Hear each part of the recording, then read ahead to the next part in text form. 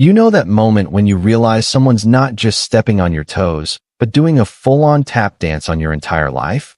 That was me, staring at my lake house's front door, which was now sporting a tacky welcome mat that screamed, "Dollar store clearance." My name's Ethan, 42, a freelance graphic designer who'd rather spend my weekends sketching by the lake than dealing with human nonsense. My lake house, a cozy cedar cabin nestled on the shores of Lake Wisteria, was my escape from the city's grind. I'd inherited it from my dad, a man who loved three things: fishing, silence, and telling nosy neighbors to mind their own business. Guess which trait I got? I'd driven up that crisp October morning, expecting to sink into my leather recliner with a coffee and the sound of lapping waves. Instead, I found my key didn't work. The lock was new, shiny, and very much not mine. A faint smell of cheap lavender air freshener wafted through the cracked window, and I heard laughter inside my cabin. My first thought, squatter. My second, whoever changed my lock was about to regret waking up today. I banged on the door, hard enough to make the frame rattle.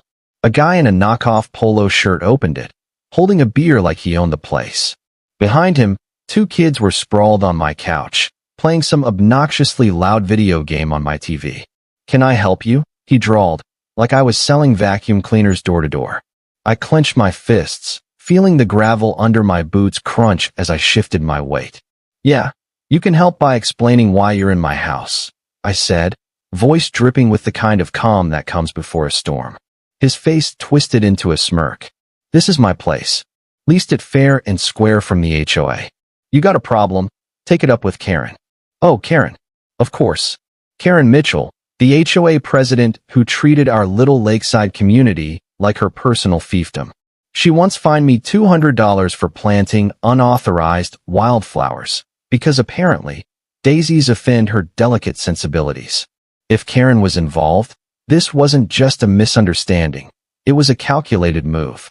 I stepped back, forcing a smile that probably looked more like a grimace. "Right. I'll do that." I didn't trust myself to say more without turning the guy's beer into a shampoo alternative. My cabin wasn't part of the HOA's jurisdiction. Dad made sure of that when he bought the land in the 80s. Karen knew it, too. So why was this random dude acting like he'd signed a lease? And why was my lock changed? The air felt heavier, like the lake itself was holding its breath. I drove to Karen's McMansion, a gaudy beige monstrosity with fake shutters and a lawn so manicured it looked like it got a daily haircut. She was outside, clipboard in hand, inspecting her neighbor's mailbox like it was a matter of national security. "Ethan," she chirped, her smile all teeth and no soul. "What brings you here? Not another wildflower fiasco, I hope." Her laugh was like nails on a chalkboard, and I swear her perfume was weaponized citrus. "Cut the act, Karen," I said, leaning against my truck. "Why some guy living in my cabin, claiming you leased it to him?" Her eyes flickered, just for a second, but it was enough. She was caught, and she knew it. "Oh, that must be my cousin, Roger," she said, waving a hand like she was dismissing a fly. "The cabin was vacant, Ethan. We assumed you'd abandoned it. Roger needed a place for his family, and I handled the paperwork. It's all legal. Vacant. I'd been there 2 months ago, grilling steaks and repainting the porch. Abandoned, my foot. And legal? Karen's version of legal was about as legit as a $3 bill. I crossed my arms, letting the silence stretch until she squirmed. "You changed my locks, Karen. That's not legal. That's breaking and entering." Her smile didn't budge, but her grip on that clipboard tightened. "Take it up with the HOA board," she said, turning back to her mailbox crusade. "I'm just doing my job." I drove back to the cabin. Roger was still there, now barbecuing on my deck, the smell of charred hot dogs mingling with the pine-scented breeze. His wife, a woman with a perm that defied gravity, waved at me like we were old pals. Their kids were kicking a soccer ball against my shed, each thud like a personal insult. I didn't wave back. Instead, I pulled out my phone and called my cousin Jake. You see, Karen wasn't the only one with family in high places. Jake's an FBI agent, and he owes me a favor from that time I bailed him out of a poker game gone south. If Karen thought she could play landlord with my property, she was about to learn I don't fold easy. I sat in my truck, watching Roger flip burgers like he was auditioning for a backyard cookout reality show. The lake sparkled under the afternoon sun, mocking the storm brewing in my chest. This wasn't just about a cabin. It was about Karen thinking she could bully me out of what's mine. Big mistake. I texted Jake, "Need your help. HOA Karen's cousin is squatting in my lake house. She changed the locks." His reply came fast. "On it. Send me everything." I grinned, the kind of grin that says someone's about to regret crossing you. Karen didn't know it yet, but she'd just started a war, and I had a secret weapon. The sun was dipping below the pines, painting the lake in shades of fire and shadow, but I was too busy plotting to appreciate the view. Sitting in my truck, I scrolled through my phone, pulling up every document I had on the cabin: Dad's deed, property tax records, even a grainy photo of the survey map from '83. The cabin wasn't under the HOA's thumb, never had been. Karen's lease was as real as her claim to being the neighborhood's moral compass.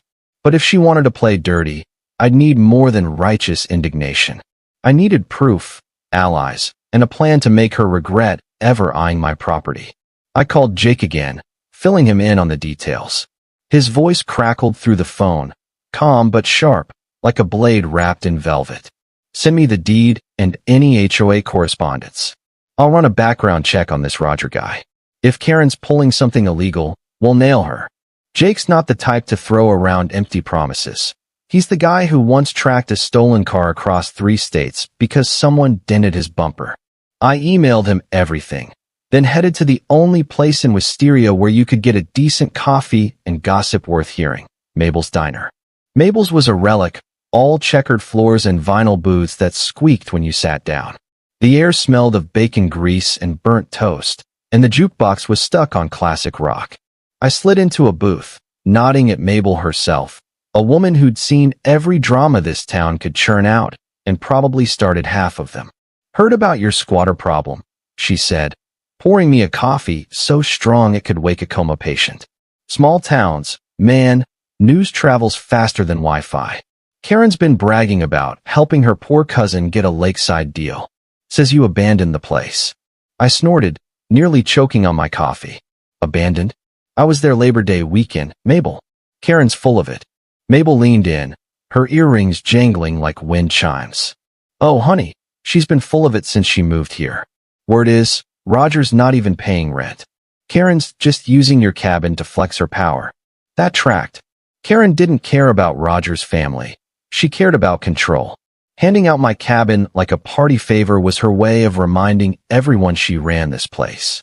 Too bad for her. I wasn't one of her minions. I was about to ask Mabel for more dirt when the diner door swung open, and in strutted Roger, still wearing that knockoff polo like it was a personality trait. He spotted me, smirked, and sauntered over, plopping into the booth across from me like we were about to share fries.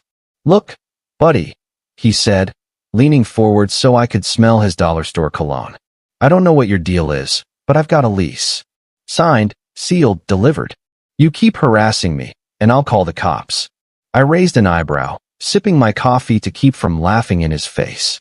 "Harassing you? That's rich, considering you're squatting in my house, grilling hot dogs on my deck. Tell me, Roger, did Karen mention the part where my cabin's not HOA property?" His smirk faltered, just for a second, but he recovered fast. "Doesn't matter. I've got rights." "Squatters' rights, ever heard of them?" Oh, this guy was a piece of work. Squatters' rights? He'd been there, what, a week? I leaned back, letting my silence do the talking. He fidgeted, then stood up, muttering something about lawyers before slinking out. Mabel, who'd been eavesdropping with zero shame, slid into the booth. "That boy's dumber than a bag of hammers," she said, shaking her head. "But Karen's the real problem. She's been cozying up to Sheriff Danvers, probably thinks she's untouchable." That was news I didn't like. Danvers was a decent guy, but he had a soft spot for Karen's bake sale charm. If she had him in her pocket, this just got trickier. I thanked Mabel and headed out, the diner's bell jingling behind me like a warning. Back at the cabin, I parked a safe distance away and watched Roger's family through the window. His wife was rearranging my kitchen, stacking Tupperware like she was moving in for good. The kids were now spray painting something on my dock. Great, more damage. I snapped a few photos, time-stamped, and sent them to Jake. Evidence was piling up, but I needed to know what Karen was playing at. So, I did what any reasonable person would do. I snooped. Under the cover of dusk, I crept around the cabin's perimeter, the lake's chill seeping through my jacket. The new lock was a cheap deadbolt, nothing a decent locksmith couldn't crack. I peered through a side window and saw Roger's lease on my coffee table, a single sheet of paper with Karen's loopy signature. It looked like it was written in crayon by a toddler with a law degree. I snapped a photo, then noticed something else, a stack of HOA violation notices, all addressed to me, dated back 6 months. Fines for unapproved exterior changes, excessive noise, even improper waste disposal. I hadn't been here in months. Karen was fabricating violations to build a case against me. My phone buzzed. Jake. Roger's got a rap sheet. Petty theft, fraud, nothing major, but enough to make him a liability. Karen's lease is garbage. No lawyer would touch it. I'm digging into her finances. Sit tight. Sit tight? With Roger's kids now blasting music loud enough to scare the fish? Not likely. I headed to my truck, the gears in my head turning. Karen wasn't just meddling. She was orchestrating a takeover, and Roger was her pawn. But pawns can be flipped, and I had a feeling Roger wasn't as loyal to his cousin as she thought.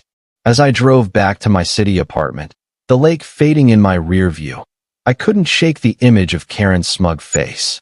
She thought she'd cornered me, but she didn't know I was already building my counterattack. Jake was on the case. Mabel was a goldmine of gossip, and I had a few tricks up my sleeve. Tomorrow, I'd start rallying the neighbors. Karen wasn't the only one with allies. The war was just beginning, and I was ready to fight dirty. The next morning, I woke up to a text from Jake that hit like a double espresso. Karen's been funneling HOA funds to a shell company. Roger's name's on it. Call me. I sat up in my city apartment, the hum of traffic outside drowned out by the gears grinding in my head. Karen wasn't just playing landlord with my cabin. She was running a scam, and her cousin was neck-deep in it. I dialed Jake, my coffee going cold as he laid it out. The company's registered to Roger, but the money trail leads to Karen.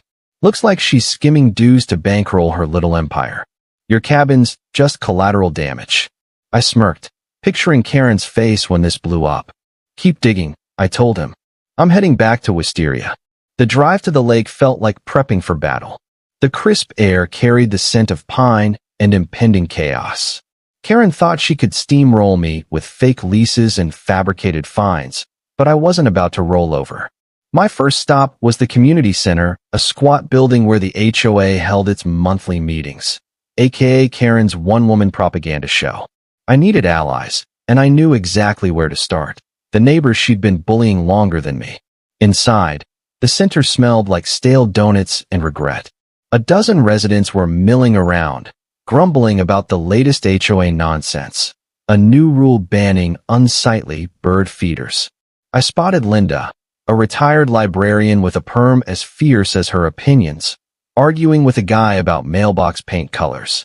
Linda once got a $500 fine for excessive holiday lights. Her crime? A single string of Christmas LEDs. If anyone had a grudge against Karen, it was her. I sidled up, offering a sympathetic nod. Let me guess, Karen's at it again? Linda's eyes narrowed, her glasses glinting like she was ready to throw hands. That woman's got a vendetta against Joy, she hissed. She fined me last week for my rose bushes being too tall. I'm this close to planting cacti in her driveway. I laughed, liking her already. Linda, you hear about my cabin? Karen's cousin Roger's living there. Says she leased it to him. Her jaw dropped, then snapped shut. That's low, even for her. Count me in for whatever you're planning. Over the next hour, I worked the room, collecting stories like ammunition. There was Tom, a grizzled mechanic who'd been fined for parking his truck improperly on his own property. Maria, a yoga instructor, got a violation for her wind chimes. Karen called them a public nuisance.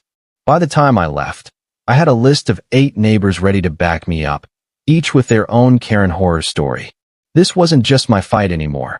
It was a rebellion. I headed to Mabel's diner next, needing a refuel and more intel.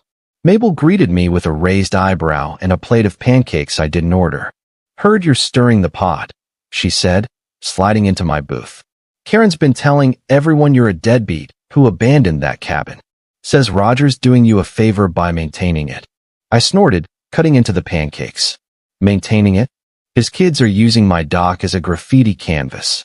Mabel leaned in, her voice low.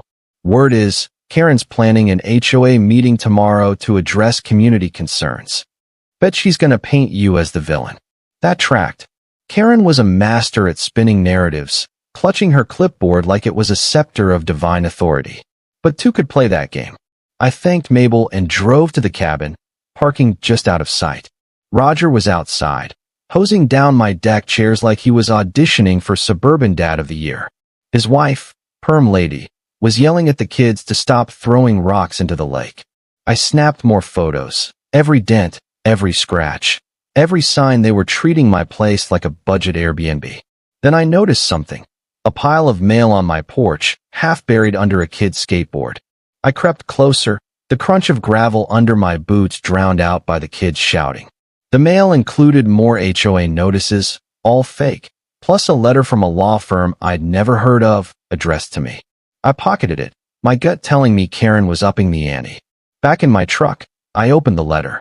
It was a cease and desist, claiming I was interfering with Roger's lawful tenancy.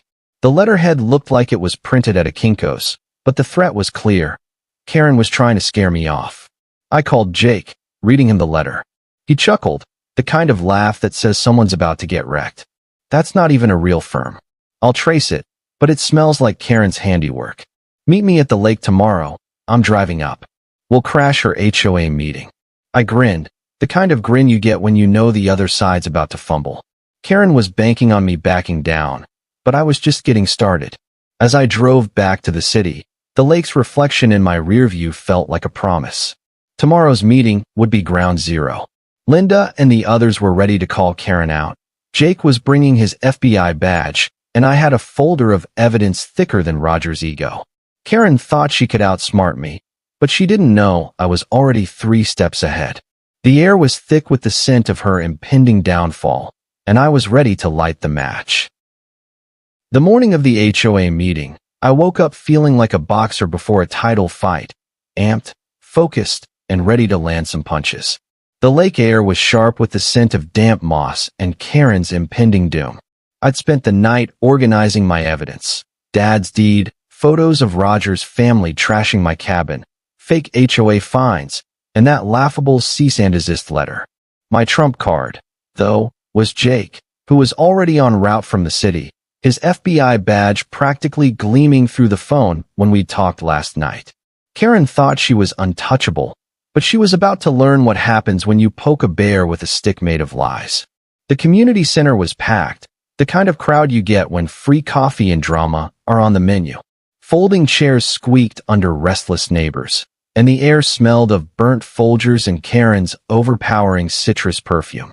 She stood at the front, clipboard in hand, her smile so polished it could have sold toothpaste. "Good morning, everyone," she chirped, like we were all here for a bake sale instead of her latest power trip. "We're addressing community concerns today, starting with property maintenance issues." Her eyes flicked to me, sitting in the back with Linda and Tom, and I gave her a wave that was more middle finger than friendly. Karen launched into her spiel, painting me as the neighborhood deadbeat who'd abandoned my cabin, leaving poor Roger to maintain it. I had to bite my lip to keep from laughing. Roger, maintaining? The guy who let his kids turn my dock into a modern art disaster? Linda leaned over, whispering, "She's laying it on thicker than her foundation." Tom snorted, nearly choking on his coffee. I nodded, keeping my eyes on Karen. She was good. I'd give her that, spinning lies like a spider spins silk. But silk burns, and I had a lighter. When she opened the floor for comments, I stood up, holding my folder like it was a grenade. "Karen, let's talk about my cabin. You know, the one you leased to your cousin without my permission." The room went quiet, chairs creaking as heads turned. Karen's smile didn't budge, but her knuckles whitened around her clipboard. "Ethan, I understand you're upset, but the HOA acted in the community's best interest. Your property was vacant, and Roger's family needed a home. Vacant. There it was again, that word she wielded like a weapon. I held up the deed, letting it catch the light. Funny, because this says the cabin's mine, free and clear of your HOA. Care to explain why you changed my locks? A murmur rippled through the crowd. Karen's eyes darted to Sheriff Danvers, who was leaning against the wall, looking like he'd rather be anywhere else. That's a private matter, she said, voice tight. The HOA has documentation proving Roger's tenancy. Documentation? I pulled out the lease photo I'd snapped, projecting it onto my phone for all to see. You mean this? Looks like it was scribbled during a wine and paint night. A few neighbors chuckled, and Karen's face twitched like she'd been slapped. Before she could recover, Linda stood up, her voice cutting through the room like a librarian shushing a rowdy kid. Karen, while we're on the topic of documentation, care to explain the $300 fine I got for my rose bushes? Or Tom's $200 for his truck? Or Maria's wind chime ban? The crowd erupted in agreement, neighbors airing grievances like laundry on a clothesline. Karen tried to regain control, banging her clipboard like a gavel, but the room was slipping from her grasp. That's when the door swung open, and Jake walked in. My cousin doesn't just enter a room, he commands it. 6'2", suit crisp enough to cut glass, and an FBI badge clipped to his belt that screamed, "Don't mess with me." The crowd hushed, and Karen's face went from smug to sour milk in a heartbeat. Ethan, you didn't mention you were bringing a guest, she said, her voice dripping with fake sweetness. Jake flashed a smile that was all teeth. Jake Carter, FBI. I'm here to discuss some irregularities with HOA funds. And, the small matter of a forged lease and illegal lock change. The room exploded in whispers, and I swear I saw Sheriff Danvers inch toward the exit. Jake didn't sit, just leaned against a table, arms crossed, letting Karen squirm. We've got evidence of funds being diverted to a shell company tied to your cousin Roger. Care to comment? Karen's clipboard hit the floor with a clatter, and for the first time, her smile vanished. This is outrageous, she sputtered. I'm being slandered. But the neighbors weren't buying it. Tom stood up, pointing at her. You've been fleecing us for years, Karen. Ethan's not the only one fed up. The meeting dissolved into chaos, neighbors shouting, Karen yelling about order, and Jake calmly taking notes like he was auditing her soul. I slipped outside, needing air. The lake sparkled under the noon sun, but my cabin, was still occupied by Roger's clan, their music blaring through the open windows. This wasn't over. Karen was cornered, but cornered snakes bite harder. I texted Jake. She's rattled. What's next? His reply was instant. We hit Roger. He's the weak link. Meet me at the cabin tonight. As I drove away, the community center's noise fading behind me, I felt the tide turning. Karen's empire was cracking, and Jake's arrival had just blown a hole in her defenses. But I wasn't naive. Karen had Sheriff Danvers and who knows what else up her sleeve.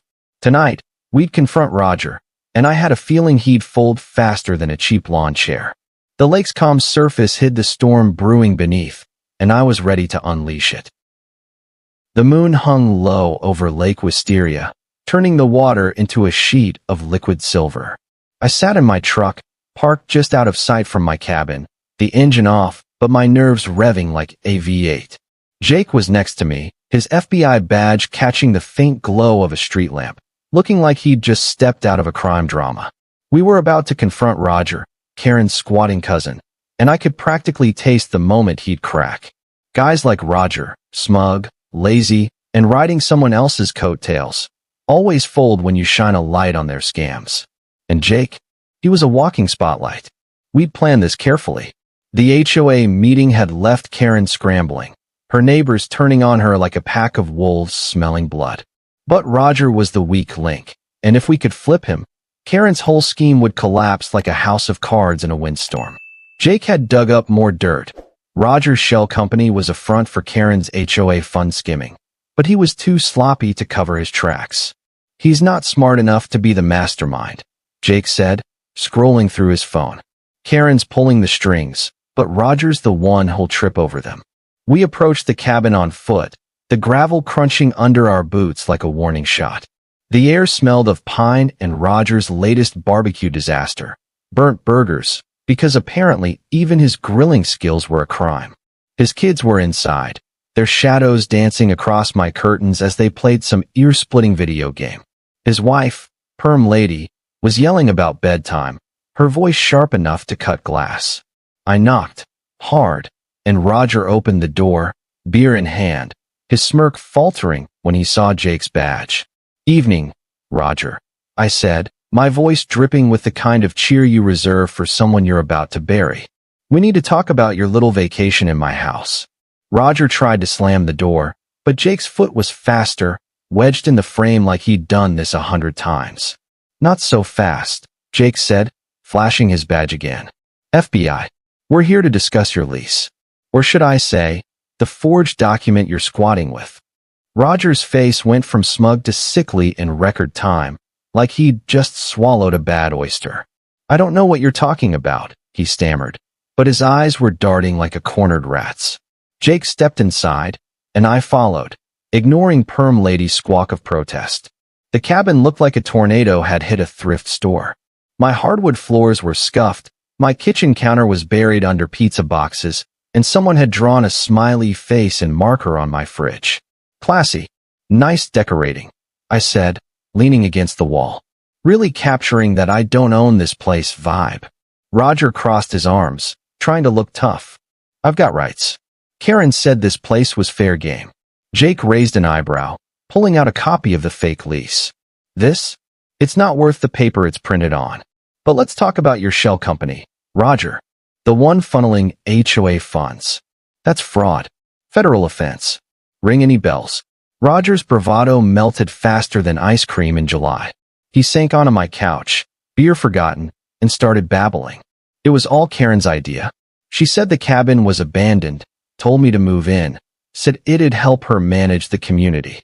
"I didn't know it was yours." "Oh, please." This guy was dumber than a box of hammers, but I believed he was Karen's pawn. Jake leaned in, his voice low and sharp. "Here's the deal, Roger. You cooperate, tell us everything about Karen's operation, and maybe you avoid a cell. Lie, and I start digging into your past. Petty theft, fraud, that little scam in Ohio. Your call." Perm lady stormed in, her perm practically vibrating with rage. "You can't threaten us. We're victims here." I laughed, couldn't help it. "Victims? You're living rent-free in my house, using my stuff, and your kids are turning my dock into a landfill. Try that sob story somewhere else." She huffed, but Roger was already sweating bullets. He glanced at his wife, then back at Jake. Okay. Karen's been skimming HOA dues for years. She uses my name on the accounts because I owe her. The cabin was supposed to be a quick flip. Move in, claim residency, force a sale. She's done it before. Force a sale? My blood ran cold, then hot. Karen wasn't just squatting. She was trying to steal my cabin outright. I clenched my fists, the creak of my knuckles loud in the sudden silence. Jake nodded, calm as ever. "Get your family out by tomorrow, Roger. And start writing down everything you know about Karen's scams. Names, dates, accounts. All of it." Roger nodded like a bobblehead, his hands shaking as he grabbed a notepad. We left the cabin, the night air cool against my burning anger. Jake clapped a hand on my shoulder. "He's scared. He'll talk. But Karen's not done yet. She's got Sheriff Danvers and probably a few others in her pocket." I nodded, staring at the lake's dark surface. Roger was a small fish, but Karen was the shark. And sharks don't go down easy. As we drove back to the city, my phone buzzed with a text from Linda. "Karen's calling an emergency HOA meeting tomorrow night. Says she's clearing her name. Be ready." I smirked, the kind of smirk you get when you know the other side's about to step on a landmine. Karen was doubling down, but Roger's confession was a crack in her armor. Tomorrow, I'd bring the neighbors, Jake, and every scrap of evidence I had. The lake might look calm, but a storm was coming, and Karen was about to get swept away. The evening of Karen's emergency HOA meeting rolled in like a thunderstorm, the sky over Lake Wisteria bruised with clouds that matched my mood. I sat in my truck outside the community center, the leather steering wheel cool under my palms as I ran through my plan. Jake was beside me, flipping through Roger's handwritten confession, pages of sloppy scrawl detailing Karen's scams, from skimming HOA dues to forging documents. It was a goldmine, but Karen was slippery, and with Sheriff Danvers in her corner, we needed to play this smart. I wasn't just here to win. I was here to make her regret ever hearing my name.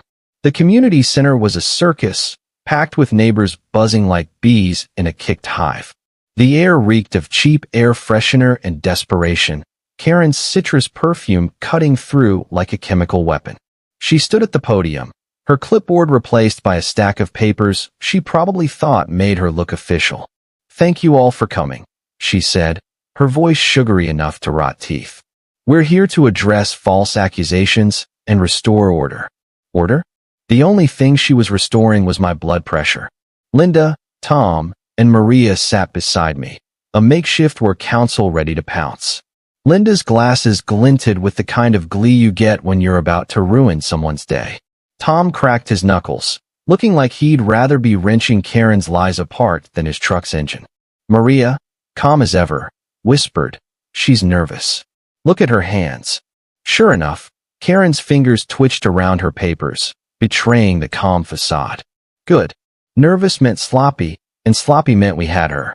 Karen launched into her defense, claiming I'd abandoned my cabin and that Roger was a model tenant protecting the community's property values. I snorted so loud a few heads turned. Model tenant?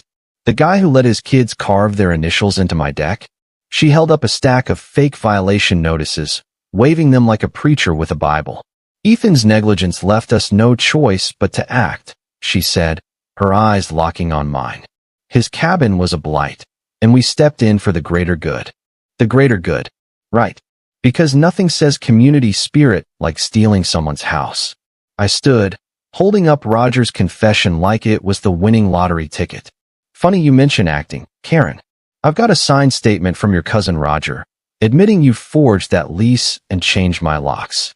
Oh, and let's not forget the shell company you two set up to siphon HOA funds." The room went dead silent, the kind of quiet that makes your ears ring. Karen's face froze, her smile stuck like a glitchy hologram. "That's absurd," she sputtered. "Roger's confused, misled by your harassment." Before I could fire back, Jake stood, his FBI badge catching the fluorescent light like a warning flare. "Jake Carter, FBI. Karen, we've got bank records tying you to fraudulent transactions. Care to explain why HOA dues are funding a company in Roger's name?" The crowd erupted, neighbors shouting questions, some yelling about their own fines. Karen banged her gavel, but it was like trying to herd cats in a hurricane. Sheriff Danvers, who'd been lurking by the door, looked like he'd rather arrest himself than deal with this mess. Then came the twist I didn't see coming. Linda leaned over, her voice low. "Check your phone. Mabel just texted me." I pulled it out, and there was a photo from Mabel's diner security cam. Karen, meeting with a guy in a cheap suit, handing him an envelope. The timestamp was from yesterday, hours after the last HOA meeting. Mabel's text read, "That's Vince, a shady lawyer from town. Karen's been cozying up to him for months."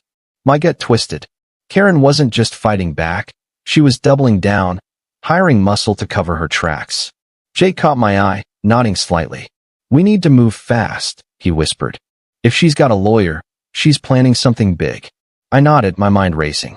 Karen was still at the podium, trying to spin Roger's confession as a misunderstanding, but the neighbors weren't buying it. Tom stood, his voice booming. "Karen, you find me for my truck, but you're stealing Ethan's house? Step down." The crowd roared in agreement, and for the first time, Karen looked genuinely rattled, her eyes darting to Danvers for rescue. He just shrugged, clearly unwilling to go down with her ship. The meeting ended in chaos, neighbors demanding audits, Karen shouting about procedure, and Jake calmly collecting signatures for a formal complaint against her. I slipped outside, the cool night air hitting my face like a splash of water. The lake shimmered under the moon, but my cabin, still occupied by Roger's clan, felt like a wound that wouldn't close. Karen was cornered, but that photo of her with Vince meant she had one last card to play. I texted Mabel, "Keep an eye on Vince. Need everything you've got." Her reply was instant. On it. That snake's been slithering around too long. As Jake and I drove back to my apartment, the weight of the night settled in. Karen's empire was crumbling, but she wasn't out yet. Roger was packing up, Jake had checked, and his stuff was halfway out the door, but Karen's lawyer meant she was gearing up for a legal fight. Fine. If she wanted a battle, I'd bring an army. Jake's badge, the neighbor's fury, and every scrap of evidence I collected. The lake might look peaceful, but the war was far from over, and I was ready to land the next blow. The morning sun glinted off Lake Wisteria like it was mocking my lack of sleep. I'd spent the night pacing my city apartment, my coffee table buried under papers, Roger's confession, fake HOA fines, and Jake's bank records tying Karen to her shell company. My cabin was finally empty. Roger and his clan had slunk out at dawn, their SUV packed to the brim like they were fleeing a crime scene. Good riddance. But Karen wasn't done. That photo of her with Vince, the shady lawyer, kept gnawing at me. She was planning something, and I wasn't about to let her slither away. Jake met me at Mabel's diner, his suit as crisp as the bacon on my plate. Vince is a bottom feeder, he said, sliding a file across the table. Disbarment hearings twice, barely skated by. He's been doing Karen's dirty work for years. Fake contracts, intimidation letters. That cease and desist you got? His handiwork. I smirked, stabbing a pancake. Guy's got the ethics of a used car salesman. What's Karen paying him to do now? Jake's eyes narrowed. Something big. He filed a motion yesterday, claiming you're violating HOA bylaws by disrupting Roger's tenancy. It's nonsense, but it's a stall tactic. Stall tactic? Karen was buying time, probably hoping to bury me in legal fees or scare me into backing off. Fat chance. I leaned back, the vinyl booth squeaking under me. She's desperate. Let's hit her where it hurts. Jake grinned, the kind of grin that says someone's about to regret crossing him. Already on it. I've got a forensic accountant pulling every HOA transaction since Karen took over. But we need to shut Vince down fast.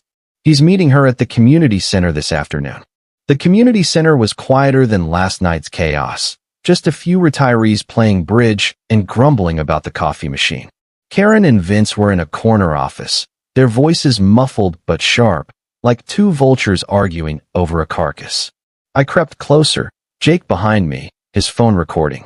Through the glass, I saw Karen hand Vince another envelope, probably cash, knowing her. Make it go away, she hissed, her face tight. Ethan's got nothing, but that FBI cousin's a problem. Vince, a weaselly guy with a comb-over that defied gravity, nodded. I'll file an injunction, tie them up in court. You sure Roger won't talk? I glanced at Jake, who was already texting Roger. Keep your mouth shut, or you're looking at jail time. Roger's reply was a shaky thumbs up. Spineless. I pushed open the door, letting it swing wide enough to make Karen jump. Planning my funeral already, Karen? I said, leaning against the frame. Or just trying to figure out how to spend my cabin sale money? Her eyes widened, then narrowed, her citrus perfume hitting me like a chemical attack. Vince stood, smoothing his tie like he thought it made him look important. Mr. Carter, you're interfering with a private meeting. I suggest you leave before I file a harassment claim. Jake stepped forward, badge in hand, and I swear Vince shrank an inch. FBI, I'm more interested in your harassment, Vince. Like that fake cease and desist you sent my cousin. Or the HOA funds you've been helping Karen launder. Vince's comb-over seemed to wilt, and Karen's clipboard clattered to the floor. This is slander, she snapped, but her voice cracked like thin ice. I held up my phone, showing the photo of their last meeting. Slander? This looks like conspiracy to me. Mabel's got great security cams, by the way. Karen's face went from red to purple, like a sunset with an attitude problem. You're out of your depth, Ethan, she spat. This community trusts me. You're just a troublemaker with a grudge. I laughed, sharp and cold. Trust? The neighbors are ready to tar and feather you. Linda's got a petition to remove you as HOA president, and Tom's already talking to the county about an audit. Vince tried to interject, but Jake cut him off. Save it, counselor. We've got Roger's confession and enough bank records to bury you both. Walk away now, or I start making calls. Vince grabbed his briefcase and bolted, muttering about client privilege. Karen stayed, her eyes burning holes into me. "This isn't over," she said, her voice low and venomous. "You'll regret this." I leaned in, close enough to smell her panic. "Keep dreaming, Karen. My cabin's mine, and your little empire's about to crash." Jake pulled me back before I could say more, but the look on her face, pure, helpless rage, was worth every second of this fight. Outside, the lake breeze carried the scent of freedom. Linda texted me. "Petition's got 20 signatures already. Karen's toast." I showed Jake, who nodded. "We've got her on the ropes, but she's not out. She'll try one last move, probably through Danvers. We need to be ready." I agreed, my mind already spinning. Karen was down, but not defeated, and desperate people do desperate things. As we drove away, the community center fading in the rear view, I felt the storm building. One more push, and Karen's house of lies would collapse. I was ready to swing the wrecking ball. The sun was setting over Lake Wisteria, casting a golden glow that made the whole mess feel almost poetic, like the universe was setting the stage for Karen's grand finale. I stood on my cabin's porch, the new lock gleaming like a middle finger to her schemes. Roger and his clan were gone, their tire tracks still fresh in the gravel, but Karen was still out there, plotting her last stand. Jake's accountant had sent over the final nail in her coffin, a detailed report showing she'd siphoned over 50 grand in HOA funds, with Vince's greasy fingerprints all over the paperwork. Tonight, we'd end this, and I was ready to watch Karen's empire burn. Jake and I met Linda, Tom, and Maria at Mabel's diner to finalize our plan. The air smelled of fried onions and victory, and Mabel slid a plate of pie my way with a wink. "Heard Karen's been calling Sheriff Danvers all day," she said, wiping the counter like she was polishing a trophy. "She's begging him to arrest you for trespassing on your own property." I laughed, cutting into the pie. "Trespassing? That's her big move? She's got less imagination than her lawn gnomes." Jake leaned in, his voice low. "Danvers is waffling. He knows Karen's dirty, but she's got dirt on him, some old favor. We need to box her in before she flips him." Our plan was simple but brutal. Crash Karen's emergency board meeting at the community center, where she was trying to rally her last loyalists. Linda's petition to oust her as HOA president had 30 signatures now, enough to force a vote. Jake had the accountant's report, Roger's confession, and a warrant for Vince's arrest. Turns out, his shady lawyering wasn't limited to Karen's scams. I had my own ace, a video from Mabel's security cam, showing Karen slipping Vince another envelope last night, time-stamped and crystal clear. Checkmate. The community center was a pressure cooker, the air thick with tension and Karen's desperation. She stood at the front, her clipboard long gone, replaced by a frantic energy that made her look like a cornered animal. "This is a witch hunt," she shouted, her voice cracking as neighbors filled the seats. "Ethan and his lies are tearing this community apart." I stood, holding up the accountant's report like it was a guillotine blade. "Lies? Like the 50 grand you stole from the HOA? Or the fake lease you gave Roger to squat in my cabin?" The crowd gasped, and Karen's face went as white as her tacky shutters. Jake took the floor, his FBI badge silencing the room. "Karen Mitchell, you're under investigation for fraud, embezzlement, and forgery. Vince is already in custody, picked up an hour ago." That was the twist I hadn't seen coming. Jake's team had nabbed Vince while we were eating pie, catching him trying to skip town with a suitcase full of cash. Karen's eyes darted to Sheriff Danvers, who was slumped in a corner, looking like he'd rather be fishing. "Danvers, do something," she snapped, but he just shook his head. "You're on your own, Karen. I'm not going down for you." Linda stood, her petition in hand. "We're voting to remove you as HOA president." Effective immediately, the crowd roared approval, and Tom started chanting, "Audit! Audit!" Karen tried to protest, but her voice was drowned out by the neighbors' fury. I stepped forward, playing Mabel's video on my phone, projecting it onto the wall. There was Karen, handing Vince the envelope, her face clear as day. "That's your community leader," I said, my voice dripping with sarcasm. "Stealing your dues, forging documents, and trying to sell my cabin out from under me." Karen collapsed into a chair, her hands shaking. You don't understand, she whispered, but no one cared. The vote was unanimous. Karen was out. Jake handed her a notice to appear in court, and Danvers, finally growing a spine, escorted her out as the crowd cheered. I caught her eye as she passed, giving her a smirk that said, "Told you you'd regret this." She didn't look back. Back at the cabin, I sat on my porch, the lake lapping softly against the shore. The dock was still a mess, but it was my mess now. Jake joined me, cracking open 2 beers he'd swiped from Roger's stash. "She's facing charges," he said, clinking his bottle against mine. "Vince is singing like a canary, and Roger's cutting a deal. You're clear." I nodded, the weight of the fight lifting like fog off the water. The neighbors were already planning a new HOA, one that didn't treat rules like a dictator's playbook. Linda was gunning for president, and I had a feeling her rose bushes would be safe. As the stars came out, I spotted a moving truck pulling into Karen's McMansion.